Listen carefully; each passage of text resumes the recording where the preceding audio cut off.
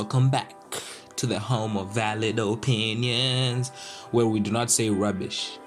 Anyway, this is Classroom of the Elite, one of the most enticing, most entertaining psychological thriller animes you can find. So it's usually brought in conversations alongside Death Note, Psycho-Pass, and Code Geass, which I really do recommend. I will be talking about them in future videos, and but right now we're talking about Classroom of the Elite. Let's get into it. So the premise of this anime is that Japan has set up a super elite school where every graduate is guaranteed to be accepted to a college of their choice.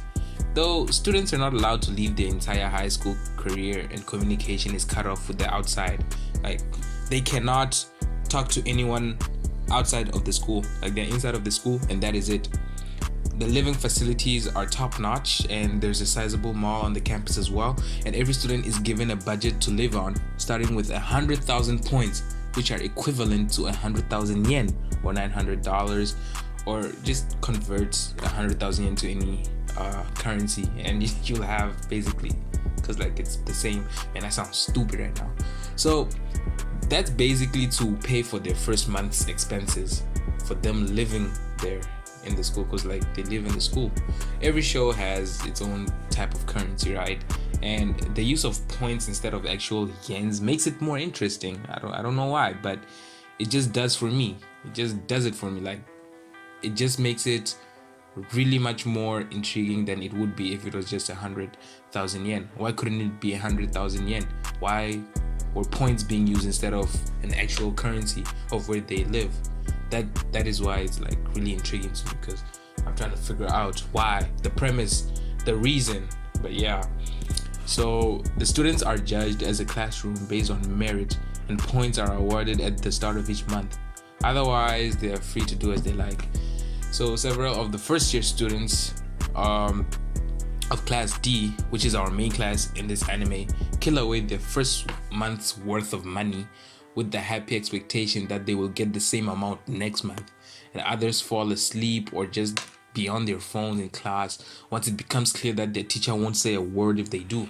So everybody was just slacking off and doing nothing, sleeping in class and being on their phones, just because the teacher doesn't say anything. Teacher doesn't complain.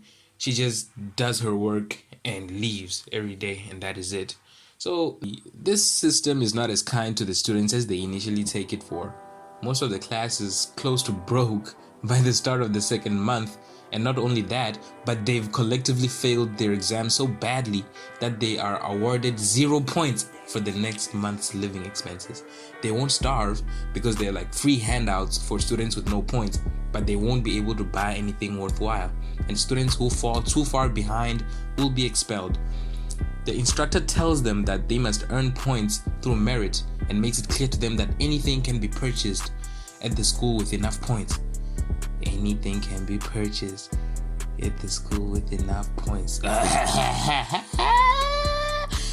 And this kicks off the series basically. It's a cutthroat competition between the first year classes A through D as they struggle to either climb or remain at the top. None of the classes are fully aware of the rules of the school, but they are encouraged to compete against one another, and naturally class D ranks at the bottom. The protagonist is Kiyotoko Ayanuki-kun. Man, I butchered his name so bad. Who initially looks like an introverted guy who's terrible at making friends, and I was quite disappointed he wasn't as lame as he appeared to be at first. I really thought he was just some lame, wimpy type, simp looking. So Kiyotaka Kiyotaka has a hidden history the anime doesn't fully get into, and upshot is that he's actually really smart, a great manipulator of people, and probably should be in class A, except that he manufactured his scores on his entrance exam to get himself to put in class D. So in my opinion, this guy is a menace to society. This guy is a menace to society if you ask me, but hey, who am I to talk? We don't know anything about what the hell Kiyotaka's actual plans are, even by the end of the series. But if you like watching a guy subtly outsmarting other people, he's not a bad pick. His bland facade allows him to get away with things most people don't suspect anything from him, and he's very good at deflecting credit onto other people, and that makes him a shadow that's just there and no one sees, doesn't draw any attention to himself. So it's hard for people to actually see what he's up to, what he's doing, what he's thinking, because they don't know him, because he's a shadow. But I ended up liking this version of Kiyotaka as well, but he doesn't have much of a character arc because of how the anime chooses to present him. But fortunately, secondary protagonist Suzune Horitaka does, and at first, she's a prickly character, like too not wanting to get involved with her classmates. In fact, she'd rather the worst of them drop out because she wants to rise to class A, and her current classmates aren't going to cut it. But gradually, she comes around to believing that she should look out for her classmates and that she can't do everything by herself.